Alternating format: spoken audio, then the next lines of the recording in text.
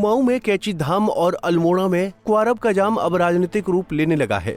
उत्तराखंड के पूर्व मुख्यमंत्री हरीश रावत ने राज्य सरकार पर कुमाऊं की आर्थिक व्यवस्था को चौपट करने का आरोप लगाया है। वहीं केंद्रीय सड़क परिवहन राज्य मंत्री अजय टम्टा ने कहा कि कैची धाम में जाम नहीं बल्कि पर्यटकों का अधिक दबाव है। कैची धाम में जाम की समस्या पर सीएम धामी खुद भी अधिकारियों से फीडबैक ले रहे हैं। 15 जून को कैची धाम स्थापना दिवस है, जिसको जाम मुक्त सकुशल संपन्न कराना प्रशासन के लिए बड़ी चुनौती है। लेकिन अब कैची धाम में लगने वाले जाम के ऊपर उत्तराखंड में सियासत गरमाने लगी है। उत्तराखंड के पूर्व मुख्यमंत्री हरीश रावत ने जाम को लेकर सरकार पर निशाना साधा। उन्होंने कहा, बोया पेड़ बबूल का आम कहां से खाए, यानी कुमाऊं के लोगों ने बीजेपी को सत्ता सौंपी, जिसका प्रसाद उनको जाम के रूप में मिल रहा है। हरीश रावत ने कहा कि धामी सरकार की अविवेकशील निर्णय का खामियाजा पूरा उत्तराखंड भुगत रहा है।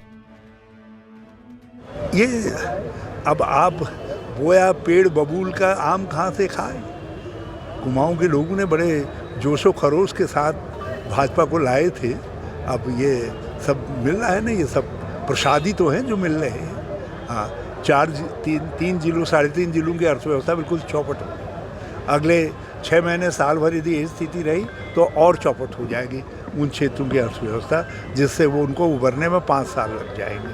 कैंची धाम का हो या क्वारब का हो, और भी बहुत सारे निर्णय हैं जो निर्णय जो है इस सरकार के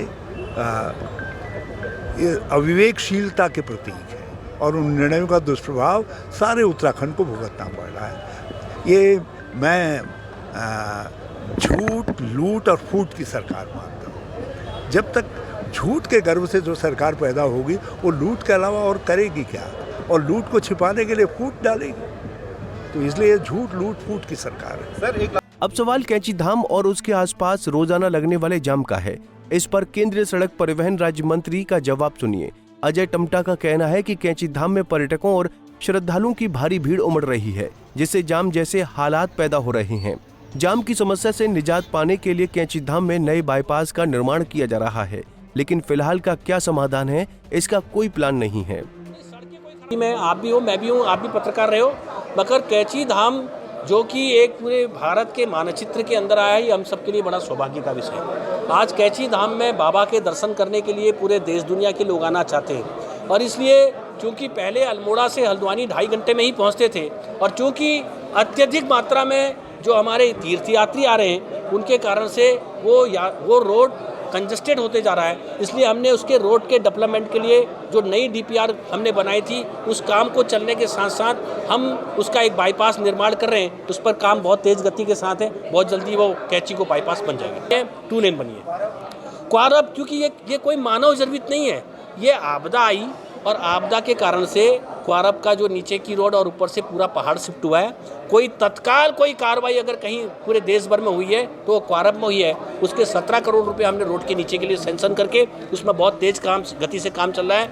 कुमाऊं में जाम की स्थिति से 3 जिलों बागेश्वर, अल्मोड़ा, पिथौरागढ़ का पर्यटन तो चौपट हो रहा है, साथ ही आर्थिक व्यवस्था भी लगातार चौपट होती नजर आ रही है। सरकार के पास जाम को लेकर प्लान बहुत है, लेकिन फिलहाल इसका कोई समाधान नहीं है।